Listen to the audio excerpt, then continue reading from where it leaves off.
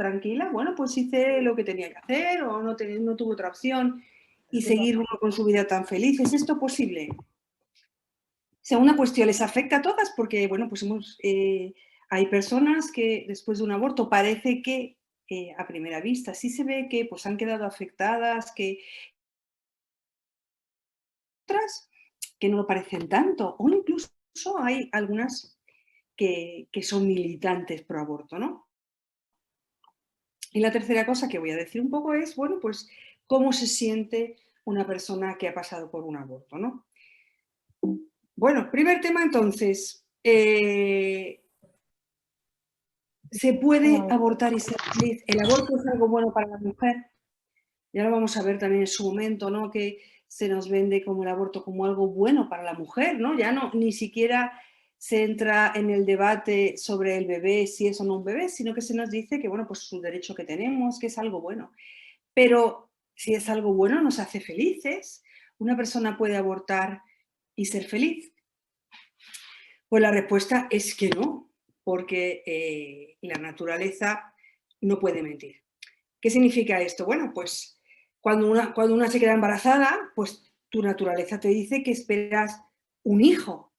No hace falta que nadie se lo diga, ni que tenga mucha inteligencia, ni que tenga mucha cultura, ni que tenga mucha formación. Da igual que sea una persona muy joven, que sea creyente, que no sea creyente, que venga de una cultura o que venga de otro. Da igual incluso que piense que el aborto es un derecho de la mujer, que ya veremos que cuando nos hable un poquito del proyecto Raquel, que es el proyecto que llevamos para ayudar a estas personas que han pasado por el aborto provocado, pues hay personas que en uno de los test que hacemos o en una de las preguntas que hacemos, preguntamos si piensan que es un derecho de la mujer. Y la gran mayoría lo piensa. ¿Eso las quita de tener un sufrimiento muy grande después del aborto? Pues no. ¿Y por qué? Pues porque esto estoy diciendo. Cuando una se queda embarazada, yo sé que me quedo embarazada de un hijo. No hace falta que nadie me lo diga, es mi naturaleza. ¿Y eso qué implica? Bueno, pues implica que cuando aborto sé que he perdido un hijo. Esto no significa que yo lo acepte o que lo diga a los demás. Puede que mi ideología me diga pues, que solo era un conjunto de células o que me justifique a mí misma diciendo que, bueno, que no tenía otra opción, hasta que lo celebre. Pero yo sé, igual que sé cuando me quedo embarazada, que me quedo embarazada de un hijo, cuando dejo de estar embarazada sé que he perdido un hijo. Entonces, podríamos pensar con esto que digo, no, pero bueno, esto es porque las personas que les duele mucho, que sufren mucho después de un aborto, es porque son creyentes, ¿no? Porque les han dicho que el aborto estaba mal y entonces, bueno, pues ahora resulta que tienen remordimientos porque alguien les ha dicho que está mal. Pero eso no es verdad. Pues, es falso y es fruto del relativismo. ¿Por qué? Porque en nuestra naturaleza está el saber que espero un hijo. Luego, aunque la ideología, los mecanismos de defensa me hagan pensar o decir otra cosa, esto es una verdad que yo tengo en mi interior, porque no hay nada más contrario a nuestra naturaleza humana que matar a nuestra propia prole. Y segundo, porque nos creemos que las cosas nos afectan o no nos afectan por lo que yo crea, que ese es el relativismo, que la realidad la construyo yo. Entonces, lo que está bien o lo que está mal o la realidad de las cosas no va a depender de lo que yo opine. Yo puedo pensar lo que me dé la gana de la realidad, pero la realidad es la que es. Vamos a poner un ejemplo muy tonto. Si yo me bebo un vaso de veneno, ese vaso de veneno me va a hacer daño. No importa que yo crea que ese veneno sabe buenísimo, que es champán o que es Coca-Cola. Eso es mi creencia, pero eso no quita la realidad. ¿Y la realidad cuál es? Que es un veneno. Y ese veneno va a hacer su acción. Me crea yo lo que me crea, ¿no? Bien. Entonces, eso nos lleva a plantearnos dar un paso más en el fondo, ¿no? Es decir, yo puedo ser feliz después de haber abortado, después de haber cometido este pecado tan grave, ¿no? De haber hecho este acto eh, tan sumamente contrario a mi naturaleza, aunque bueno, que no con esto quiero decir o que esté juzgando a la persona que lo hace o las circunstancias que lo llevan, pero sí al hecho en sí, ¿no? Ante todo siempre tenemos que partir de la realidad. Bueno, pues yo no puedo ser feliz en el pecado porque el pecado es algo que destruye a la persona y sus consecuencias son siempre terribles para la persona. ¿Puede ser de otra manera? No, no, es que, bueno, a lo mejor vos no, los católicos no pueden ser felices porque tienen mala conciencia, pero los demás sí. No, no, esto es exactamente igual que lo que acabamos de decir del ejemplo del veneno. No se trata de lo que yo crea o deje de creer, sino de lo que es bueno o malo por naturaleza. Si el pecado fuera bueno y yo pudiera ser súper feliz después en el pecado, pues entonces Cristo nos hubiera engañado porque el pecado nos haría felices. Entonces no tendría sentido la encarnación ni tendría sentido la redención, porque ¿para qué nos va a librar de algo que es bueno, no? Todo el edificio se nos cae. Lo malo es bueno, lo bueno malo, y esto es ni más ni menos la estrategia del demonio, ¿no? Resumiendo todo esto, no podemos ser felices en el pecado porque el pecado va en contra de nuestra naturaleza, del bien de Dios, pero sobre todo de nuestro propio bien. Entonces yo no puedo hacer algo tan sumamente negativo para mí y después ser feliz. Y esto no va a depender de que yo sepa que es malo o crea que es malo o no. No saber que algo es malo no implica que las consecuencias de ese mal pues sean las mismas, independientemente de la creencia que yo tenga. Pero cuando estoy diciendo esto, alguna persona, algunos de vosotros podéis estar pensando, bueno, pero es que yo, no es esto lo que yo veo, ¿no? Porque a veces he conocido a personas que han abortado y no se las ve muy afectadas o parece que están muy contentas, ¿no? Bueno, pues, ¿esto es posible? Pues sí es posible. ¿Y por qué? Bueno, pues ante todo porque cuando el dolor y el sufrimiento posaborto es siempre algo que se lleva muy en soledad y que no es políticamente correcto compartir. Bueno, estamos viviendo ahora una época en la que hay o están aumentando muchísimo los suicidios de jóvenes y de adolescentes. Cuando una persona se suicida, ¿qué es lo que nos ocurre o qué pasa a la gente que está alrededor suyo? Pues se sorprende, ¿no? Pero bueno, ¿cómo esta persona, si yo le he visto ayer, si parecía tan normal, si iba a la escuela, si iba de fiesta con los amigos, cómo es posible que yo, pareciéndome que está normal, pues tenía este sufrimiento dentro tan grande como para caer en el suicidio? Pues es así. El dolor no siempre se muestra para afuera, ¿no? Hacia el exterior. Y en segundo lugar, ¿por qué otra razón? Pues porque cuando tenemos un suceso en nuestra vida que es muy duro y que no podemos superar, nuestra mente nos hace desarrollar una serie de mecanismos de defensa para enfrentarnos a ese hecho tan traumático que no podemos asumir, que no podemos superar. Esto es algo no que yo decida voy a tener un mecanismo de defensa, sino que es algo que surge de manera inconsciente y que puede durar años, ¿no? ¿Cuáles son, por ejemplo, en este caso del posaborto? Pues lo primero y el principal mecanismo de defensa es siempre negar la realidad, negar. No me pasa nada, ya lo está superado, no me arrepiento, bueno, aunque a veces pues me puedo poner triste. La segunda cosa que hacemos, el segundo mecanismo de defensa para no enfrentarnos a ese dolor tan grande que se tiene después de un aborto provocado, es racionalizarlo. Bueno, lo que decimos normalmente, justificarnos, ¿no? Autojustificarnos. Bueno, pues estaba sola o no tenía dinero, pues no quería arruinarme la vida, no era un bebé, es un conjunto de células. Todo esto nos decimos, ¿no? Subliminar, ¿qué significa este mecanismo de defensa? Pues buscar dedicarnos a otras actividades de caridad o incluso actividades pro vida para olvidarnos de ese dolor que tenemos en el interior. Y esto ocurre también muchas veces. o incluso el de compensación, que es, bueno, pues cuando vuelva a quedarme embarazada otra vez, sabré que Dios me ha perdonado, podré recuperar la vida y de tal manera que yo como que me echo la espalda el anterior para centrarme en este nuevo embarazo que quiero tener y que va a servir para recuperarme, ¿no? Y hay algún caso incluso, pues, de mujeres que han pasado por un aborto provocado y no solamente a priori no se las nota, ¿no? O parece que, que no les ha afectado mucho, sino que además incluso pues se jactan de ellos, ¿no? Y son activistas de las que van a las marchas, ¿no? Por su derecho. ¿Por qué sucede esto? ¿Por qué una persona que ha abortado, que sabe en su corazón que ha sucedido una cosa muy grave y que la está doliendo, se convierte en un activista? Bueno, pues es este mismo mecanismo de defensa que se llama psicología de la cultura de la muerte. ¿Y en qué consiste eso?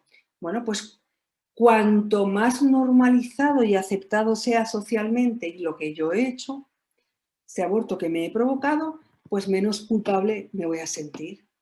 Porque si lo hacen todos, si todo el mundo acepta que eso es normal, yo creo que me voy a sentir menos culpable. Entonces, cuando alguien me dice que eso está mal, que eso no se puede hacer, aunque no me esté juzgando a mí como persona, yo sí me juzgo a la luz de sus palabras.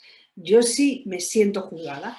Por eso sienten como una amenaza o como una ofensa personal cualquier disidencia cuando objetivamente pues les enfrentamos a lo que es el bien y lo que es el mal. Entonces, ¿cómo funcionan estas personas? Pues bueno, si con esta moral que hemos dicho relativista, ¿no? Pues si tú crees esto, pero no me impongas tu moral, no porque tú crees esto, porque eres católica, pero yo creo otra cosa, ¿no? ¿Y por qué lo hacen? Bueno, pues porque si no existe el bien y el mal, pues da igual un comportamiento que otro. Todas las maneras de comportarme, todas las maneras de pensar son iguales. Entonces ya pienso que así no voy a tener culpa porque lo que yo hago está bien, es mi opinión. Si para mí está bien, pues está bien. Y al que me dice que sí que existe un patrón objetivo, pues, ¿qué es lo primero que hago? Acusarle de hipocresía, de que busca otros intereses, de que son retrógrados, conservadores, en el peor sentido de la palabra, ¿no? Utilizado como un insulto, o de hipocresía. Claro, porque vosotros, supongo que todas estas frases os resultarán a todos familiares, ¿no? Porque vosotros decís esto, pero luego a escondidas hacéis otra cosa, ¿no? Como en España antes de ser legal el aborto se decía, ¿no? No, porque ahora os oponéis, pero porque tenéis dinero y si queréis abortar podéis iros a Londres, pero las mujeres que no tienen dinero no pueden, ¿no? Bueno, quiero que sepáis que exactamente lo mismo que dicen ahora en el resto de los países de América Latina sobre la implantación del aborto, ¿no? Lo de siempre, lo de los abortos clandestinos y las mujeres que mueren y los causales de que la violación y el poner en riesgo la vida de la madre, pues es lo mismo que nos han ido vendiendo en todos los países y las mismas mentiras que nos han ido contando a todos, ¿no?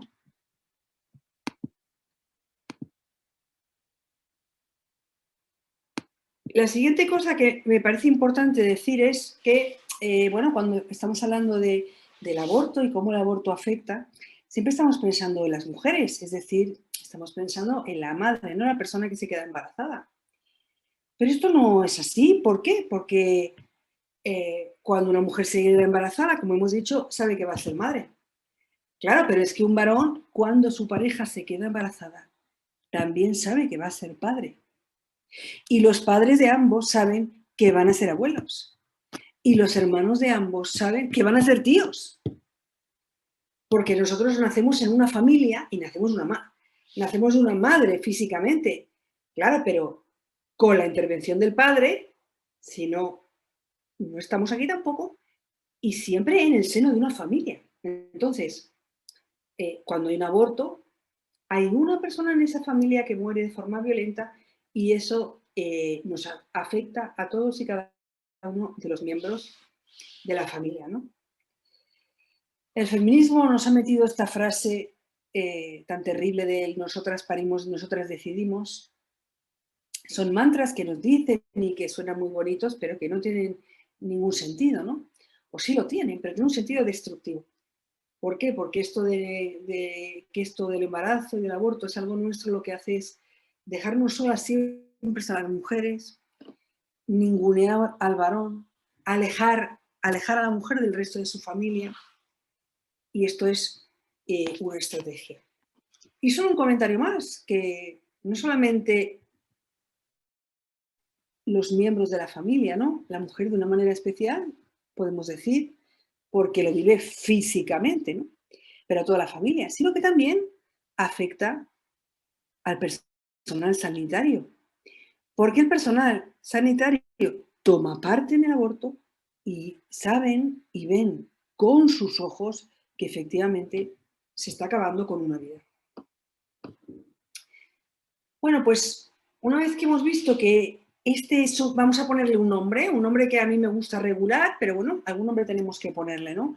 Al cómo se siente una persona que ha pasado por un aborto provocado, todas esas secuelas que deja principalmente en las mujeres, también en los varones, todas esas secuelas que deja el aborto provocado. Y bueno, pues se le puso el nombre de síndrome posaborto.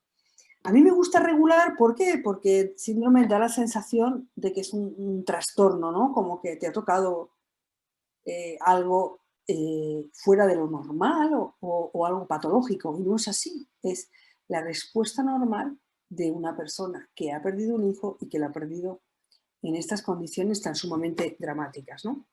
Pero bueno, a la hora pues de hablar de ello un poco más académicamente, que no es lo que vamos a hacer en esta charla, pues se llama síndrome porque es un conjunto de síntomas que una persona que ha sufrido un aborto experimenta. Pero más allá de síndrome, que también suena algo como psicológico, algo que se queda simplemente pues, en nuestra psicología, no nos damos cuenta de que el ser humano no es un conjunto de partes diferenciadas, sino que es una unidad que tiene un cuerpo físico, una vida psicológica, pero también tiene una vida espiritual, también es espíritu, tiene cuerpo, alma y espíritu, y que está en un entorno familiar y social. Y la herida del aborto es una herida muy profunda que tiene una naturaleza, primero de todo, espiritual, aunque afecta a todos los aspectos de mi vida. Y es una herida interior que se manifiesta psicológicamente y físicamente, ¿no? Si vamos a los libros de psicología o vamos a hacer estudios, pues vemos que muchas veces pues hay una cierta controversia, ¿no? sobre si existe o no este síndrome posaborto, y hay mucha gente que lo niega, ¿no? Bueno, pues yo creo que en todas las cuestiones que tienen un componente ideológico tan grande, es muy complicado que podamos tener estudios o que pueda haber un acuerdo entre los profesionales por esta ideología, ¿no? Pero aún más por otro tema, ¿no? Que es el que hemos apuntado al principio de todo. Se nos vende que el aborto es un derecho de la mujer, que es por nuestro bienestar, que es por nuestra libertad, nuestra salud. Entonces, si el aborto no solo no es salud, bienestar de las mujeres, sino es algo que las destruye, entonces, ¿cuál es la justificación que doy? ¿Dónde justifico que el aborto es un bien para alguien cuando es un mal para todos? Y esta es la realidad. Por eso, pues muchas veces encontráis personas que niegan estas secuelas del aborto. Bueno, pues vamos allá a esta tercera parte, que es, bueno, pues cómo se siente una persona que ha pasado por un aborto provocado. Bueno, pues os voy a leer por encima un email, que le he quitado obviamente las partes personales, ¿no? Que pueden identificarse, de una de las personas que escriben a Proyecto Raquel todos los días, ¿no? Bueno, pues nos da su nombre y nos dice, Vamos a ver aquí algunos aspectos que luego vamos a ver más despacio, lo que nos dé tiempo. Dice, bueno, me llamo fulanita, hace 5 meses asesiné a mi hija con 27 semanas.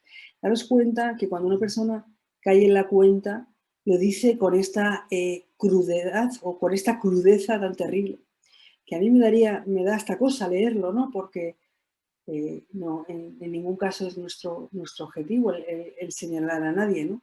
Pero como ellas mismas se tildan de esta manera. Dice, yo quería tenerla, pero todos me amenazaban.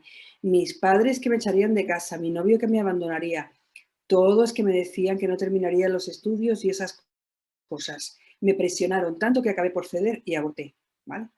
Bien, daros cuenta que una de las primeras cosas que vamos a ver es que la normal se nos vende como un acto de libertad y la verdad es que normalmente es un acto forzado. Y habla de sus padres, que la iban a echar, del novio, de los estudios, todo esto, ¿no? Bueno, dice que lo va a contar y habla, efectivamente, dice, sacaron a mi hija dentro de mí. O sea, daros cuenta que ella es perfectamente consciente de lo que está ocurriendo, ¿no?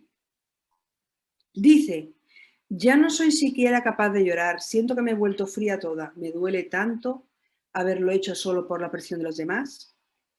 Bien, aquí es otra característica que se tiene, ¿no? Que es esa anestesia emocional, ¿no? Muchas veces las personas que han abortado y que se encuentran tan doloridas pensamos que van a estar llorando todo el día como magdalenas, ¿no?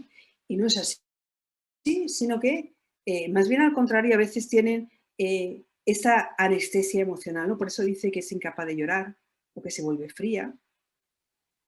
El odio a sí mismas, dice, quise llamar, pero la vergüenza me supera, soy asquerosa, no merezco nada. Eso también es habitual, ¿no?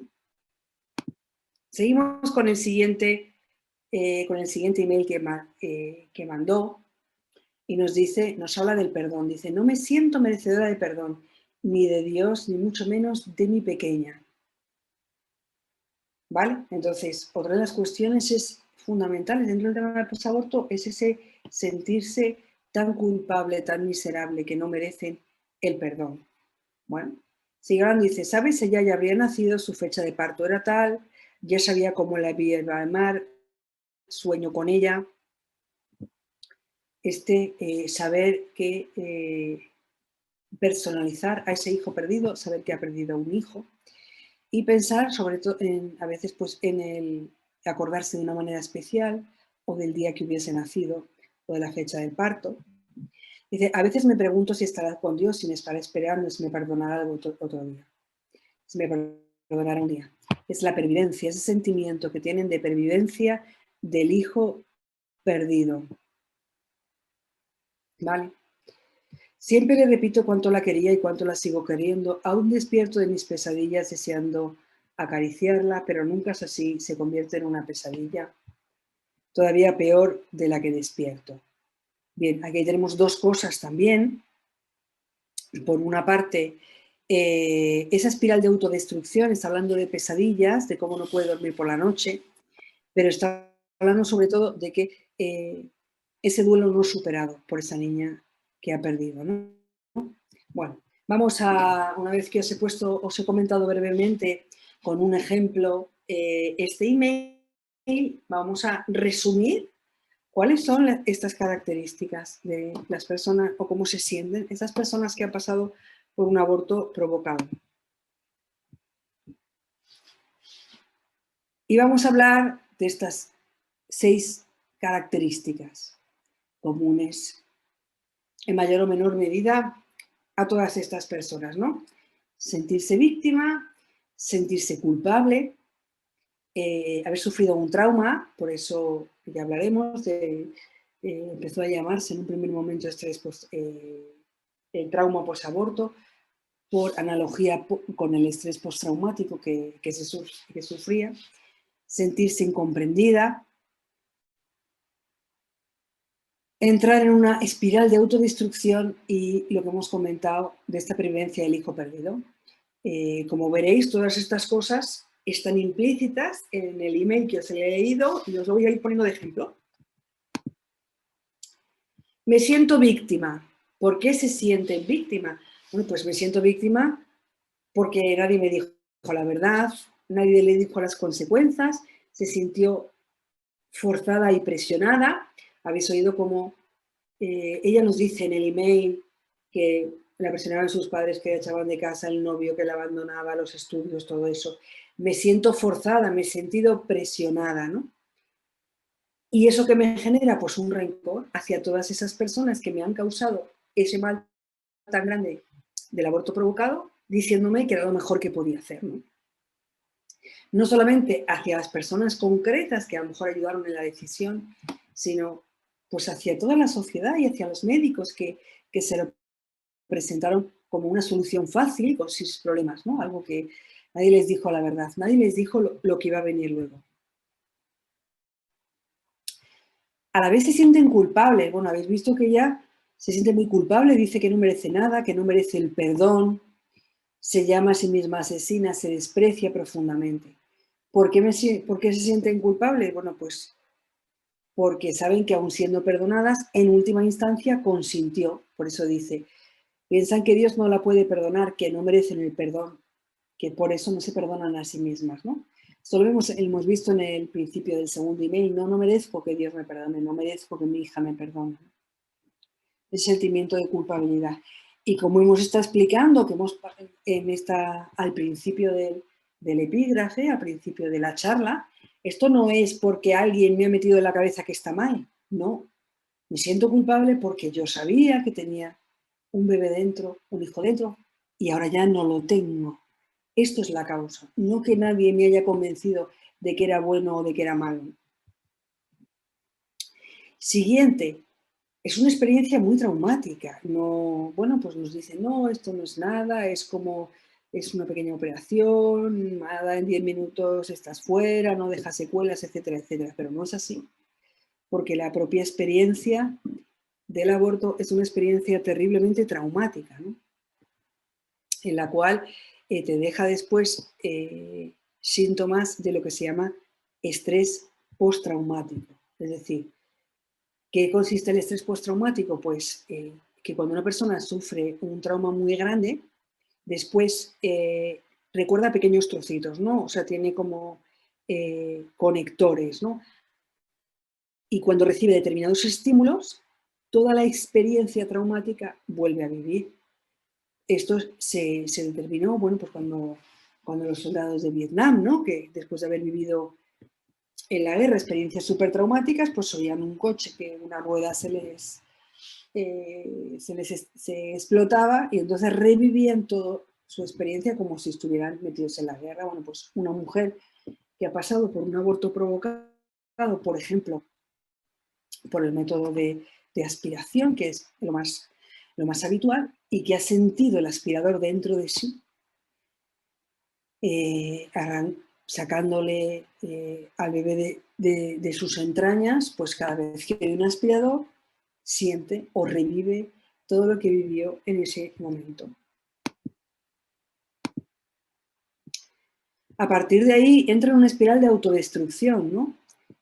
Justamente por este trauma, por este sentimiento de culpabilidad, ¿no? No busco ayuda porque no me la merezco, no merezco tampoco vivir, no tengo perdón y voy perdiendo ese deseo y esas ganas de vivir y ese sentido de la vida. Incomprensión, ¿por qué? Porque, bueno, si todos los demás me han dicho que yo abortara y ahora me encuentro mal y me atrevo a quejarme y a decir, no lo puedo olvidar, ¿qué me voy a encontrar? Pues la primera ocasión que me voy a encontrar es, oye, tú lo decidiste, ahora no te quejes de que te encuentres mal, que tú lo has decidido. O, bueno, pues eres una exagerada, ya lo tenías que haber superado.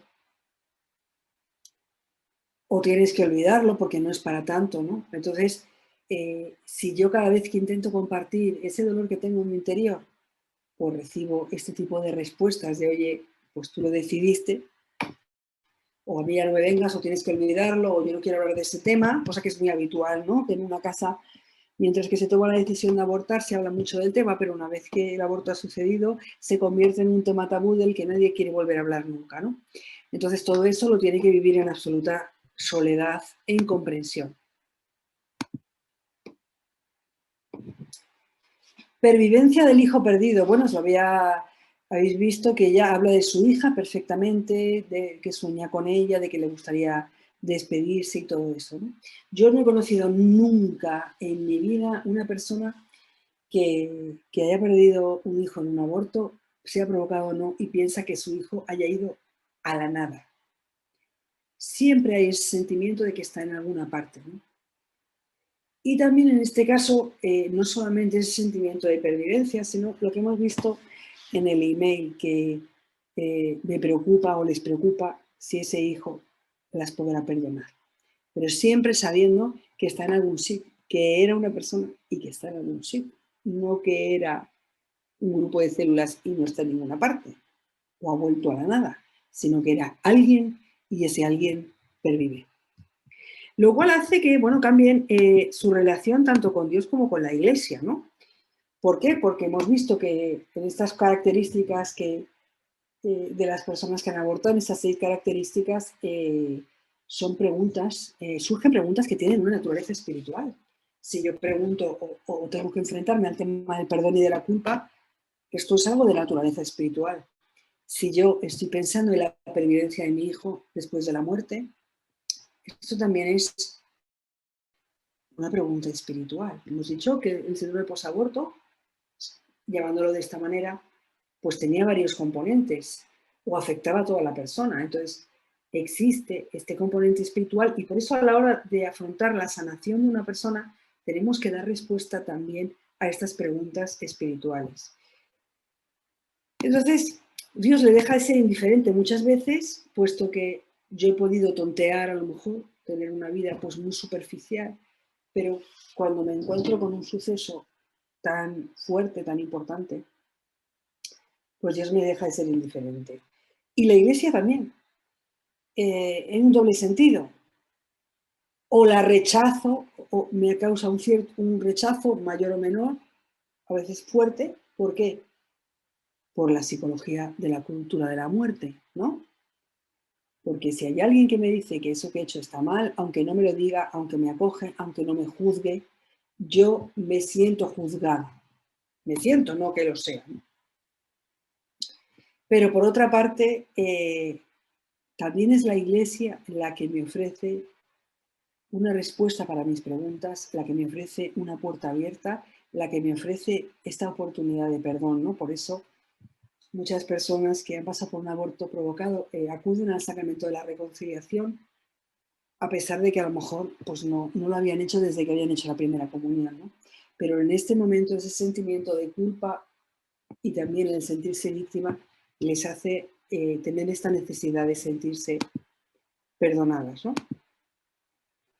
Bueno, pues como tampoco tenemos mucho más rato, sí que quiero apuntar porque me parece importante no solamente señalar que es muy importante, ¿no? Cuáles son las consecuencias del aborto y no mentir con ellas, ¿no? Decirlas con toda su crudeza.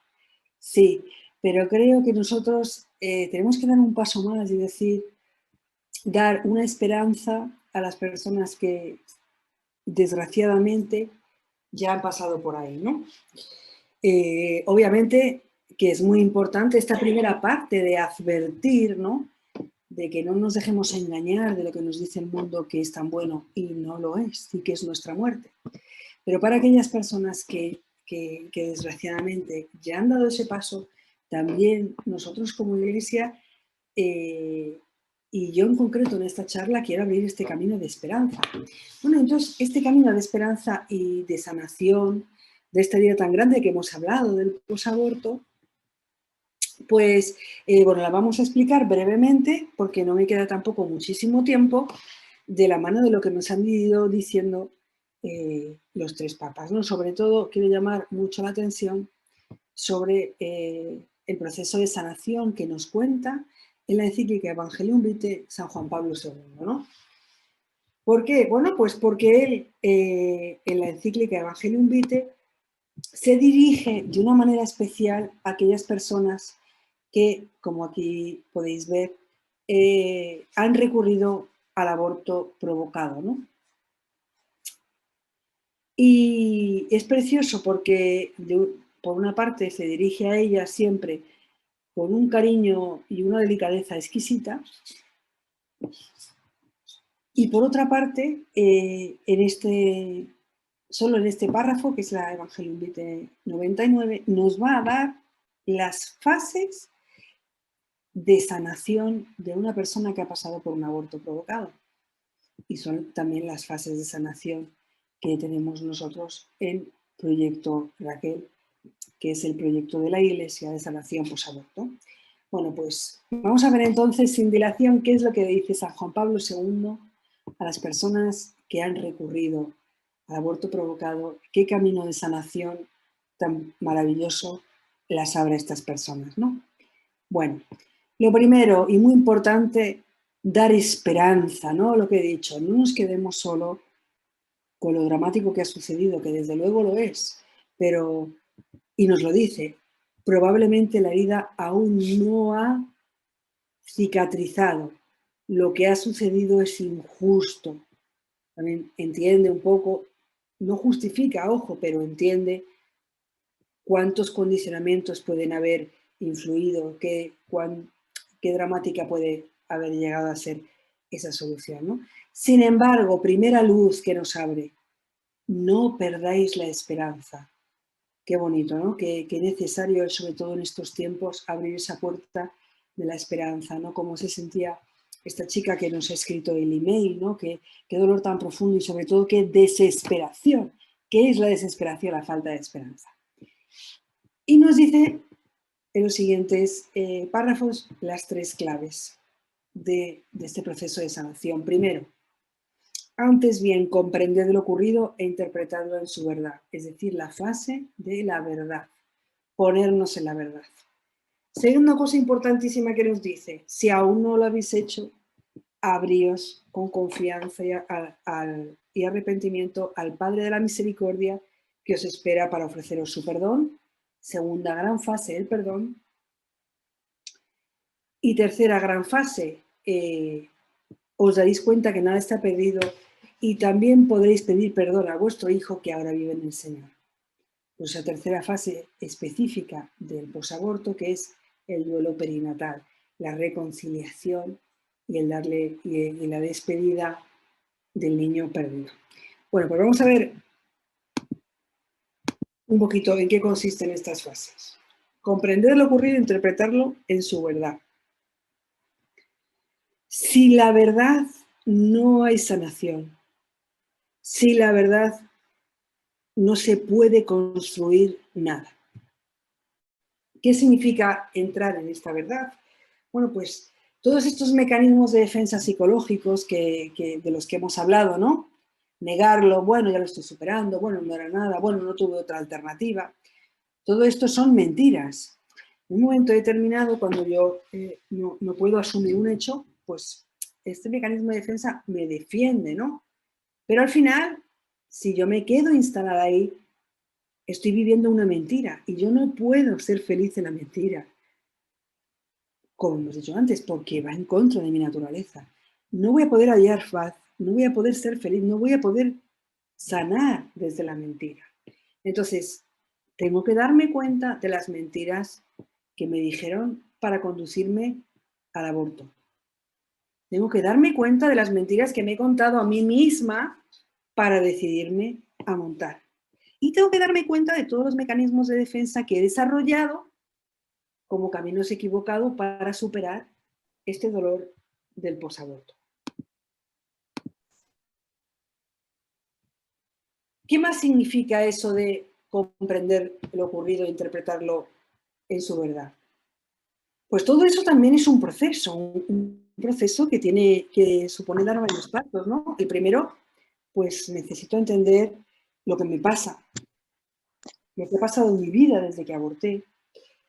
Necesito reconocer todas las secuelas del aborto que estoy arrastrando. Necesito ponerle nombre a mis emociones, necesito ponerle nombre a las vivencias que he tenido. Necesito entender cómo y por qué llegué a esa decisión de abortar. Necesito descargar todas esas experiencias dolorosas, desbloquear todos esos recuerdos que he intentado tapar, que he intentado esconder. Ahora bien, y esto es importantísimo, para poder comprender esa verdad, para poder interpretarla, necesito verme con los ojos de Dios. Necesito la mirada de la misericordia. ¿Y por qué la necesito? Porque sin esa mirada de la misericordia no puedo soportar verme a mí misma. ¿Habéis visto en el email cómo esa persona, cómo esa chica se odiaba a sí misma? No podía, se insultaba a sí misma. Pues yo solamente puedo reconciliarme conmigo misma, puedo soportarme a mí misma si me veo desde esta mirada de esta misericordia. Sin ella no puedo soportar verme a mí misma. Sin esa mirada me dejo engañar por mis justificaciones, por mis excusas. Sin esa mirada no entiendo la importancia de lo ocurrido. Sin esa mirada no puedo tener esperanza. Sin esa mirada me falta la fuerza para seguir. Sin esa mirada no hay luz en mi vida. Siguiente tema importantísimo y fundamental, ¿no? Es el tema del perdón. ¿Por qué? Porque el rencor y la culpa no se van a ir porque lo niegue, porque lo esconda o porque justifique lo que hago. Y de estas son maneras falsas de que yo intento quitarme de encima ese rencor y toda esa culpa. Pero son caminos errados, ¿no? En todo el proceso de sanación, el perdón es una piedra angular. ¿Y por qué? Porque al final el rencor y la culpa es un veneno que destruye a la persona, ¿no? El vaso de veneno que habíamos hablado antes. Ese rencor que yo siento hacia mí misma, ese rencor que siento hacia todos los que participan en aborto y ese rencor que incluso siento hacia Dios. Y igual que para llegar a la verdad necesitábamos un proceso, para llegar al perdón también necesitamos un proceso. Saber a quién guardo rencor, saber por qué le guardo rencor, querer este perdón, pedir esa gracia de perdonar, tomar esa decisión de perdonar. Y dentro del perdón, que ya hemos dicho que era la piedra angular, hay otro centro todavía más central, que es el sacramento de la reconciliación. Porque el sacramento de la reconciliación es un sacramento de sanación. Yo no voy a poder perdonarme a mí misma, no voy a poder perdonar a los demás si antes no me abro al perdón de Dios. Y eso se hace en la confesión. Fijaros que he puesto aquí una parte del diario de Santa Faustina, de lo que dice la Divina Misericordia, y fijaros de alguna manera lo fácil también que nos lo pone el Señor y lo cercano que nos lo pone, ¿no? Porque dice, para obtener el milagro no hay que hacer una peregrinación lejana ni hacer nada, ¿no? Ponerse a los pies de mi representante y confesarle los pecados. Y nos habla del milagro de la misericordia, el milagro de la sanación. ¿Y en qué consiste? Pues no solamente en que se nos perdone su pecado, que ya sería muy importante, sino que nuestro corazón que ha quedado roto, herido, nuestra persona que ha quedado muerta en vida, se rehace. Y nos pone este ejemplo, ¿no? Bueno, esta figura, ¿no? De que aunque la persona fuera como un cadáver descomponiéndose y sin esperanza, pues la Divina Misericordia lo devuelve a su plenitud. Y la tercera y última parte, el tema del duelo perinatal. Hemos dicho que en el aborto hay un niño que muere, un niño que no está. Y esto es un tema importante a tratar, ¿no? San Juan Pablo II nos lo dice en esta frase, os daréis cuenta de que nada está perdido y podréis pedir perdón a vuestro hijo que ahora vive en el Señor. Qué bonita expresión, ¿verdad? Y qué consoladora para todas las personas que han perdido un hijo en un aborto provocado o incluso en un aborto espontáneo. Esta frase de la encíclica que nos dice que ahora vive en el Señor, ¿no? qué maravilloso y qué consolador. Pero bueno, además de eso, que da respuesta a esa pregunta de dónde estará mi hijo, me podrá perdonar, pues hay varias cosas que hacen sufrir mucho a una mujer que ha pasado por un aborto. Muchas de ellas comunes también al aborto espontáneo, ¿no? Bueno, pues cuando muere alguien yo siempre tengo una serie de ritos, de recuerdos, de ceremonias que me hacen ayudarme a pasar el duelo por esa persona. Pero cuando es un aborto, ya es un poco diferente. ¿Por qué? Porque no tengo una tumba que visitar, porque no me he podido despedir de mi hijo, porque no tengo ningún recuerdo suyo, porque no he existido para nadie más que para mí, porque no he podido manifestar ningún duelo y obviamente y también porque he participado en su muerte, con lo cual tengo esa necesidad de que el niño pues me perdone, ¿no? Y esto es lo que nos quiere decir con vuestro hijo que ahora vive en el Señor. El duelo perinatal o superar este duelo perinatal por el niño perdido, igual que en las fases anteriores, también es un proceso. Un proceso al que hay que ir ayudando a la persona a superar el duelo, ¿no? ¿Cómo? Pues culminando esa personalización del hijo abortado, esa reconciliación con él, ¿no? ¿Veis? Esa necesidad que tenía la persona que nos escribió el email, ¿no? De sentirse perdonada. También lo dice en la encíclica San Juan Pablo II, sentiros perdonadas por él. Esa entrega del niño al Señor a través de la mano de María. Despedirse, normalizar mi relación con él, ¿no? Que ya no aparezca en mis pesadillas, que ya no sea una carga, sino, bueno, pues una persona que ya no está en mi vida, pero que tengo esa esperanza de encontrarme con él y tengo esa certeza de saber dónde está. Y darle, en ese proceso de sanación es muy importante lo que es la misa de exequias, ¿no? Por los niños no bautizados. Porque los niños que han sido abortados no se pueden bautizar, porque el bautismo, los sacramentos son sacramentos de vivos, y un niño que ha sido abortado no está vivo, y a los muertos no se les puede bautizar. Bueno, como me he ido un poquito de largo, solamente quería comentar brevemente alguna cosita más, que son las siguientes. A ver. Bueno, sí, imagino que os dejo con un poquito de ganas de más.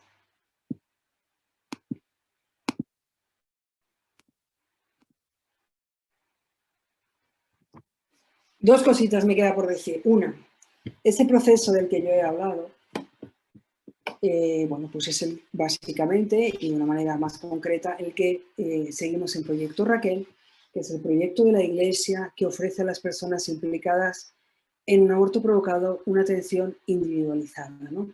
Con esta perspectiva de la integridad de la persona y esta perspectiva de la fe. Y esa atención individualizada la hacemos siempre acompañándola. Os he ido diciendo que tanto el perdón como la verdad y el duelo perinatal, pues es un proceso. Pues acompañando siempre a las personas en ese proceso. Y último que quería decir son dos precisiones. Está hablando de la sanación y he dicho que era un proceso. Entonces, una persona para sanarse de haber tenido un aborto necesita pasar por un proceso o simplemente un día puede acudir a una misa de sanación o confesarse y que todo quede sanado. Bueno, pues sí y no. Dios actúa normalmente de una manera ordinaria y en ocasiones actúa de una forma extraordinaria. El Señor actúa de forma extraordinaria en ocasiones y me puede dar el don de la sanación a una persona sin necesidad de que siga un proceso. Porque le da este regalo. No es lo habitual, pero no se puede negar que eso puede suceder porque Dios es Dios y hace lo que quiere, ¿no? Ahora bien, ¿es lo habitual? Lo habitual no es. Dios da la sanación a quien se la pide, pero no de golpe, sino en un proceso. ¿Y por qué lo hace así? Bueno, pues porque en este proceso aprendemos muchas cosas que necesitamos aprender para nuestra vida. Y porque justamente es a través de esa herida nuestra y de la redención de esa herida, el hueco por el que el Señor siempre entra en nuestra vida, por el que se hace un hueco en nuestro corazón y, porque y la manera de la cual nos une más íntimamente a Él. Y la siguiente cuestión es, bueno, algunas personas me han preguntado, como en el cartel ponía, que hablar de la sanación, sí va a hablar de la sanación de otras heridas, ¿no?, que hay en el corazón de la persona. Entonces, ¿este proceso que he estado diciendo vale para otras heridas? Pues sí y no. Hay, hay algunos pilares fundamentales en un proceso de sanación de la herida, en este caso que hemos hablado más largamente del aborto, ¿no? Primero, siempre hay que ponerse la verdad, entender lo ocurrido, sustituir las mentiras que nos ha dicho esa herida, esas mentiras que nos ha enseñado sobre nosotros mismos, sobre mí misma, sobre el mundo, sobre Dios, sustituir esas mentiras por verdad. El perdón, siempre, en el triple aspecto que hemos mencionado, ¿no? El poder perdonarme a mí misma, perdonar a los demás y el perdón de Dios. También hay otras cuestiones que son comunes a cualquier sanación, pues que el único que sana es Jesucristo, que Él es nuestro buen samaritano, que la posada donde el buen samaritano sana a las heridas siempre es la iglesia. Todas esas cuestiones son siempre igual, pero luego cada herida tiene sus particularidades, ¿no? En el caso que hemos hablado del aborto, la herida del aborto tiene un componente específico que es el duelo perinatal, es decir, hay un bebé que ya no está, del que tenemos que despedirnos y reconciliarnos. Y en otro tipo de heridas, pues hay otras cuestiones específicas. Por ejemplo, si hablamos de las heridas que nos pueden dejar el haber sufrido un abuso sexual, pues hay dos cuestiones muy importantes que trabajar, que es ese trasfondo de pérdida total de autoestima, de sentir vergüenza de uno mismo, que debe de afrontarse, o una desconexión con nuestro propio cuerpo, ¿no?, que me hace que me sienta sucia, que también hay que iluminar a la luz de la fe, ¿no? Y estas son. Y bueno, como ya se me ha acabado el tiempo, pues espero haberos dejado con ganas de más. Solo resumir que el aborto hace daño, mucho daño, que deja unas heridas terribles, porque no hay nada más terrible y más en contra de nuestra naturaleza que acabar con nuestros propios hijos. Pero siempre con esta esperanza que nos viene del Señor, de que existe una sanación y una esperanza. Bueno, y yo creo que como me he comido un poquito más de tiempo del que tenía y todo, pues aquí lo dejamos. Yo no sé si hay tiempo de preguntas o no. A ver qué nos dice. Sí, sí, oye, María José, muchísimas gracias. Muchísimas gracias por este tema tan importante. Y la verdad es que tenemos... Sí, dígame. No, que estoy intentando quitar mi pantalla ya para... A ver, ya estamos. Bueno, le decía que tenemos varias preguntas, así que vamos a iniciar. Vale. Dice, los cristianos tenemos el compromiso de estar informados de lo que ocurre en el mundo. Aunque en varios países donde nos escuchan no está legalizado el aborto, la formación nos da las armas para defender a nuestros hijos de esta cultura de la muerte. Queremos saber cómo se empieza a implementar la normalización del aborto en la mentalidad de la gente. ¿Cuáles son esas mentiras que se empezaron a difundir en España? Bueno, básicamente en España, y como se está haciendo en el resto de los países de América Latina, siempre se hace de la misma manera, ¿no? Y exactamente igual que se hizo incluso en su tiempo en los Estados Unidos. En cualquier caso, la primera arma, y sobre todo, es la mentira, mentir. ¿Qué mentira nos dicen o cuál es la primera mentira del aborto? El tema de los abortos clandestinos, las supuestas miles de mujeres que mueren en abortos clandestinos. Bueno, si conocéis a Bernard Nathanson, que ha fallecido hace no mucho tiempo, que fue una de las personas que introdujo el aborto en los Estados Unidos, dijo que cogían las cifras y las multiplicaban por 1000, por 10.000 o por 20.000. Tengo un gráfico en el que demuestra cuáles esas mentiras, ¿no? Por poneros el ejemplo de España, en España se dijo que los abortos clandestinos llegaban a 200.000. 200.000. Sin embargo, primero que nunca ha habido 200.000 abortos en España, siempre ha habido un máximo de 100.000, pero el primer año abortaron menos de 100 personas. ¿Dónde están toda esa gente que abortaba clandestinamente? Que cuando se legalizó no abortó legalmente, ¿no? Obviamente, una vez que se legaliza, eso tiene un efecto pedagógico y cada vez aborta más gente. Pero la primera cuestión es la mentira de los abortos clandestinos, ¿vale? Siguiente mentira, que es ponernos un caso extremo que nos mueve a la sensibilidad para después normalizarlo. ¿Cuáles son los casos que mueven a la sensibilidad para decir, bueno, en este caso estaría justificado? Pues nos ponen el caso del aborto. Pobres mujeres violadas, ¿cómo vamos a cargarlas con el hijo del violador, ¿no? Bueno, esto es una excusa. ¿Por qué? Porque el aborto no quita la violación, sino que ahonda el drama de la persona que ha sido violada.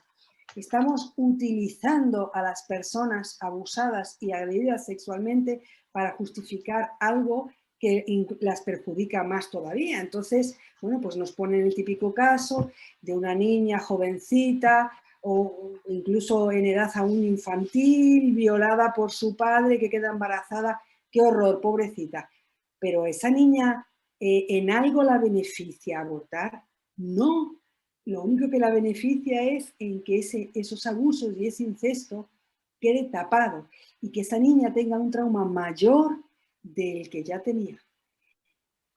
Y la siguiente cuestión de justificarnos el aborto es que se ponga en peligro la vida de la madre.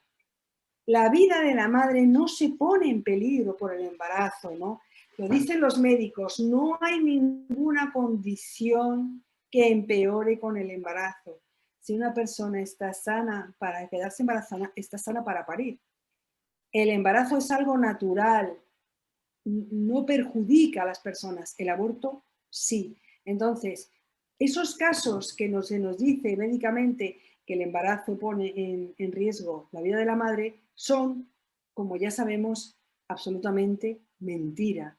No existe, salvo para alguna enfermedad, por ejemplo, un cáncer de útero, algo extremadísimamente tan infrecuente que los médicos dicen que se puede considerar que no existe condición ninguna que empeore con el embarazo, con lo cual el riesgo para la vida de la mujer es algo que no existe a día de hoy.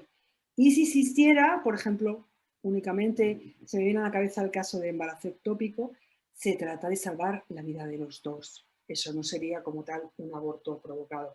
Entonces, esta es la estrategia. Y, bueno, unida a lo que acabamos de ver de la moral relativista, es decir, el movimiento antivida se aprende una serie de mantras, ¿vale? Nosotras parimos, nosotras decidimos, no me impongas tu moral, ¿no? ¿Sabe? Con esa famosa frase de no sacad vuestros rosarios de nuestros ovarios, ¿no? Que desagradable. Y entonces, ¿qué es lo que hacen?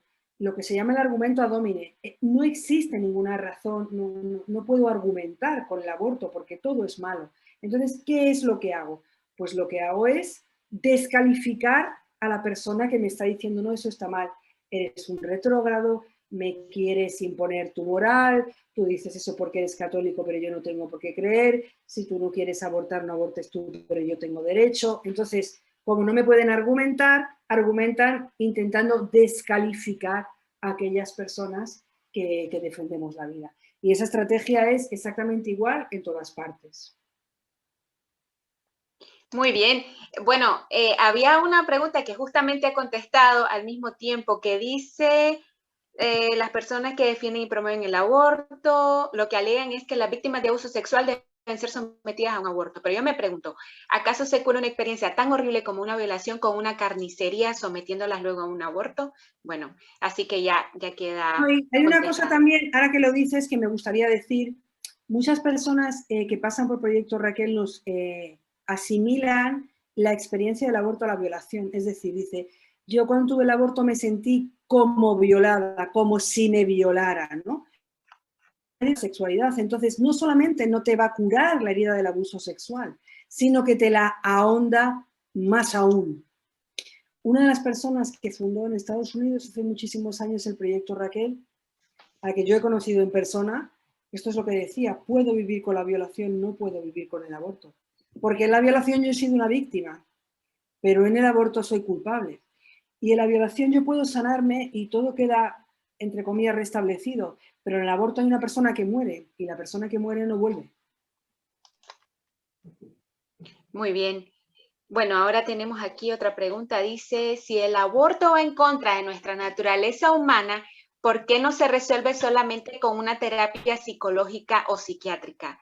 Es que el aborto afecta hasta lo más íntimo del alma y del espíritu de la mujer y por eso la iglesia ofrece el sacramento del perdón. Claro, somos una globalidad, o sea, no puedes separar las cuestiones físicas de las psicológicas, de las espirituales, porque somos una entidad entera. Pero el aborto además tiene características, hay dos cuestiones del aborto que son claramente espirituales y que no te va un psicólogo a contestar a ese tipo de preguntas. El tema del perdón y el tema de la culpa, la única manera de afrontar el tema del perdón y de la culpa es a través del perdón. Yo no me libro de la culpa negándola o diciendo que todos han hecho igual de mal que yo, entonces ya no me siento culpable, ¿no? El único camino de afrontar el rencor y la culpa es un camino de espiritualidad. Si no me siento perdonada, no soy capaz de perdonar. Entonces, es algo que solo se puede resolver de esta manera. Y la siguiente cuestión es que hay el duelo perinatal, es decir, respuesta a esa pervivencia del hijo perdido. ¿Dónde está mi hijo? ¿Podrá perdonarme? Todas esas cuestiones que hacen parte de lo que es el síndrome posaborto o de las características que hemos hablado del aborto, es algo que afecta a la espiritualidad de la persona. No es como tal un trastorno psicológico, aunque obviamente pueda degenerar en problemas psicológicos y en problemas físicos, pero brota de más adentro. Muy bien. Luego tenemos aquí la pregunta siguiente, dice, ¿el hombre sufre una herida moral en los casos de aborto? En esta cultura donde hay una crisis de paternidad y donde al hombre se le quiere quitar toda autoridad sobre la familia, ¿cómo puede impedir un hombre un aborto en el caso donde él está en contra y la mujer está a favor de abortar? A ver, este es un problema muy complejo. ¿Por qué? Porque normalmente y legalmente ha sido para mí la gran jugada o la gran estrategia satánica del aborto que ha hecho mal al varón y a la mujer. Bueno, pues es la famosa frase, es tu decisión. Es tu decisión significa que el aborto es una cuestión de la mujer, entonces es tu decisión significa es tu problema y tú vas a acarrear con las consecuencias, hagas lo que hagas. Si abortas, tú decidiste no tenerlo. Si no abortas, ocúpate porque tú decidiste tenerlo. Entonces la mujer queda sola y el varón queda completamente ninguneado. Entonces hay muchos varones buenos que querrían apoyar a la mujer, que querrían hacerse cargo de ese hijo, que querrían ser padres, o ya lo son. O sea, ser padres ya lo son, ¿no? Pero, digamos, asumir esa paternidad, pero entienden que lo políticamente correcto es decirle, es tu decisión, yo te... Entonces, ella queda aislada y él queda absolutamente ninguneado. Y entonces, esto es terrible. Yo creo que muchas veces, desde esta defensa de la vida, nos hemos dejado contaminar con esta visión feminista de que el embarazo es una cosa de la mujer y el aborto es una cosa de la mujer. Y no es así, porque yo no me quedo embarazada sola, yo necesito un varón. Sola, yo no me quedo embarazada. Entonces, cuando el embarazo y el aborto sea no solamente una cuestión nuestra, de mujeres, nosotras parimos, nosotras decidimos lo que he dicho antes, sino que es algo de las familias. Cuando realmente hombre y mujer trabajemos juntos en esto, es cuando saldremos adelante. Mientras estemos separados, la mujer quede sola ante el embarazo y el varón quede ninguneado, no saldremos adelante, ni ellos, nosotros, sobre todo nuestros hijos, claro, nuestras familias. Muy bien. Siguiente pregunta, dice, en una página web pro aborto de México leí, cuando una mujer interrumpe un embarazo de forma segura y apoyada por su familia y sus amistades, lo hace tranquila y segura, y así permanece. Lo que puede complicar el estado psicológico o anímico de las mujeres es vivir la experiencia sin apoyo, sin información o con señalamientos y culpa. ¿Cómo le explico a una joven arrastrada por la mentalidad feminista que esto es totalmente falso? O sea, me supongo que ella quiere saber cómo lo explica de manera sencilla. Fíjate, hicieron un estudio en los Estados Unidos y salía que el 87% de las mujeres habían abortado para hacer felices a los demás. Es decir, porque es lo que tenían que hacer, lo que se supone que todo el mundo esperaba que hicieran. ¿Por qué? Porque al final se quitan un problema de en medio todos los demás. Entonces, el que yo tome esa decisión pensando que está bien o pensando que está mal, decidida o no decidida, no va a cambiar cómo me sienta yo después. ¿Por qué? Porque independientemente de que vaya más o menos decidida, cuando yo salgo, cuando yo entro a una clínica de aborto, entramos 2 personas y cuando salgo, salgo una. Entonces, yo sé que he perdido un hijo. Entonces, el que los demás me hayan apoyado en eso no implica que yo me vaya a quedar muy contenta, sino todo lo contrario. ¿Por qué me apoyasteis en esto cuando ha sido una pérdida terrible para mí y he perdido el hijo? ¿Por qué no me apoyasteis en tenerlo en vez de apoyarme en que no lo tuviera? Porque todos os quitabais un problema de encima. Pero al final la que se ha echado un problema de encima he sido yo. Entonces, esto es como dicen, no, la misma explicación o la misma mentira de, no, es que si tú piensas que el aborto está bien, no vas a tener consecuencias, no. Vas a tener consecuencias porque eso está en contra de tu naturaleza y tú sabes que has perdido un hijo.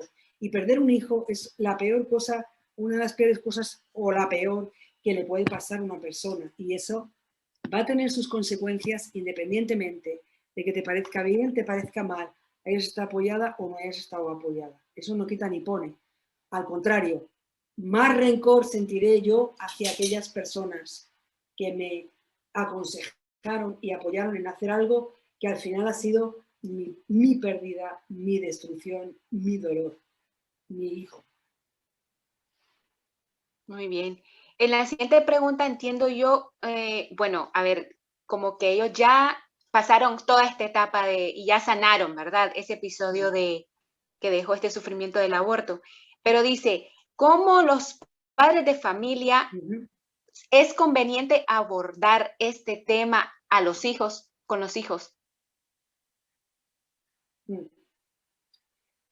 Bueno, yo creo pero no sé muy bien si quiere decir abordar este tema antes o después de que haya sucedido. Yo creo que estos temas hay que hablarlos. ¿Por qué? Porque a veces pensamos como que nuestros hijos están en otro mundo, viven en la inopia.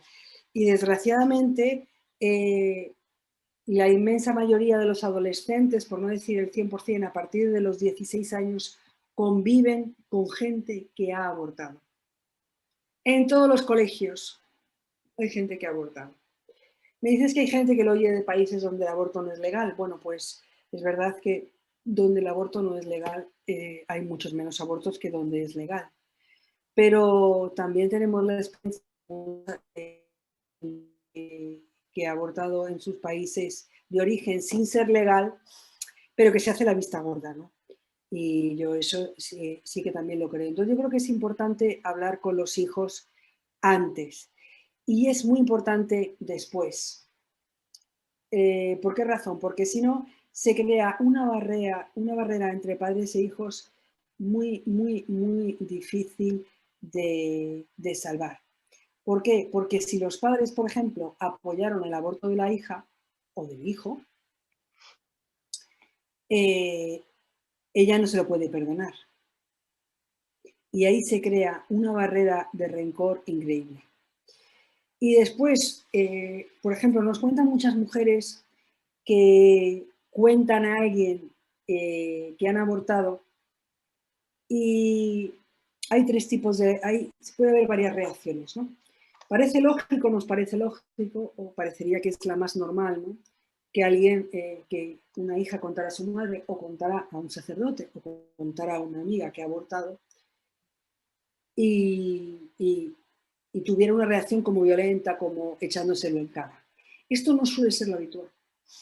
¿Qué suele ser lo habitual y qué les causa un dolor muy grande? Que yo le cuente a alguien mi aborto y haga como que no me ha oído, o sea, que evite el tema. El silencio es muy doloroso. En todos los traumas, uno de los grandes problemas es eso, el silencio, el que no se hable de ello. Pero la otra cuestión, que las familias, el aborto sea un tema tabú, es terrorífico, es importantísimo que se pueda hablar de eso. Y la siguiente cuestión es no darle la importancia que tiene. Es decir, si yo he abortado, sé que es algo muy serio, mi dolor es serio y he perdido un hijo. Entonces, si yo le digo a alguien que ha abortado y hace como que no me oye, o dice, bueno, mujer, ya pasó, eso me sienta fatal o las duele muchísimo. ¿Por qué? Porque al final está minusvalorando absolutamente pues, su vida y su dolor, ¿no? Entonces yo creo que es muy importante que siempre se deje la puerta en casa para que se pueda hablar de estos temas. Después que la persona vaya a necesitar seguramente, y ha dicho que es lo ordinario, ese proceso de sanación, pues a lo mejor tendrá que hacerlo con otras personas, pero por lo menos el hecho de que en casa no sea un tema tabú y se pueda hablar, solucionaría muchos problemas, no solamente para la persona que ha abortado, sino para evitarlo y de cara a los hermanos que pueda tener, ¿no? Muy bien. Ahora dice, ¿hay alguna relación entre el aborto que se practicó una chica con su declaración como lesbiana posteriormente? Bueno, puede ser. No hay una relación directa con eso, pero pudiera ser. ¿En qué sentido? Suele ocurrir más después de un abuso sexual que después de un aborto. Puede ocurrir después de un aborto, puesto que se puede, en algunas personas, se crea un rechazo brutal al varón. Entonces, ese rechazo tan brutal al varón puede dar lugar después a un comportamiento de atracción al mismo sexo. Pero no es súper habitual. Puede ocurrir porque las personas, pues cada una reaccionamos de manera diferente y puede ocurrir por esta versión que se crea muchas veces al varón, pero no es algo que sea especialmente habitual. Muy bien. Y la última, doña María José. Dice, en el email de la joven que usted leyó, dice que quienes le presionaron fueron sus padres. Creo que esta generación tiene un grave problema de padres sin formación que no saben discernir entre el bien y el mal. Más que problema de los jóvenes, es problema de padres. ¿Qué mensaje le enviaría a los padres para que asuman su responsabilidad de orientar a los hijos? Pues tiene razón, porque en realidad aquí, por ejemplo, en España, ¿no? Cuando se habla de dar libertad, es verdad que suelen ser los padres. Algunos de ellos bien intencionados, porque, bueno, yo no quiero que se destroce la vida de mi hija, ¿no? Ay, porque quiero que mi hija estudie, quiero que mi hija esté libre y todo eso, ¿no? Pero claro, es que ellos no se dan cuenta de que sí que están destrozando la vida de su hija, porque en salir adelante con un niño, eso se puede hacer, pero salir adelante con un aborto, no. Entonces, por ejemplo, está más que comprobado que las personas, por ejemplo, que abortan, animadas por sus padres incluso, ¿no? Para que estudien, no pueden terminar los estudios porque son incapaces de concentrarse, ¿no? O para que hagan otro. Hay que hablar, decirle a los padres, vosotros buscáis el bien de vuestros hijos, que es todos los padres, bueno, salvo algunos muy desnaturalizados, ¿no? Pero también lo que está en nuestra naturaleza es buscar el bien de nuestros hijos. Abortar nunca es un bien, porque esa persona queda marcada de por vida. Después, gracias a la misericordia, puede salir adelante, pero eso está ahí para siempre, no es que desaparezca. Y la barrera que se crea entre padres e hijos es muy difícil que se vuelva otra vez a reconstruir. Entonces, si buscáis el bien de vuestros hijos, que estoy segura, vosotros padres, que los padres buscamos siempre el bien de nuestros hijos, aunque nos equivoquemos, el bien a abortar no es nunca un bien para una persona. Abortar destruye a la persona. Si queréis el bien de vuestros hijos, siempre con ese embarazo. Muy bien, doña María José. Muchísimas gracias por su tiempo, por su paciencia y bueno, sus palabras de despedida para nuestros oyentes de la radio. Bueno, pues nada, ha sido un placer compartir estos momentos con todos los oyentes de la radio y dejar este mensaje de esperanza, esperanza para aquellas personas que se encuentren ante un embarazo en dificultad por el motivo que sea, de que se sale adelante, de que se puede, de que al final un hijo siempre es una bendición, aunque vengan malas circunstancias, aunque venga, no sea, venga en una circunstancia económica difícil o en una circunstancia familiar, esperanza de que el hijo siempre es una bendición. Y para aquellas personas que ya han caído en el drama del aborto, abrirles también esta esperanza desde la fe, que tenemos abiertas esas puertas de la misericordia y bueno, pues sobre todo este mensaje de esperanza y de esperanza en el Señor. Muy bien. Muchísimas gracias, doña María José. Muchas gracias también a las personas que nos acompañaron a través de Zoom. Quiero recordarles que hay un canal, se llama Haciendo Lío 2020, un canal de YouTube, donde pueden suscribirse, pueden ver ya desde mañana domingo esta conferencia y compartirla. Bueno, buenas noches, doña María José, y buenas tardes en Nicaragua a todos nuestros oyentes. Hasta pronto. Muchas gracias por invitarme. Gracias también a todos los que habéis participado. Muy bien. Adiós a todos.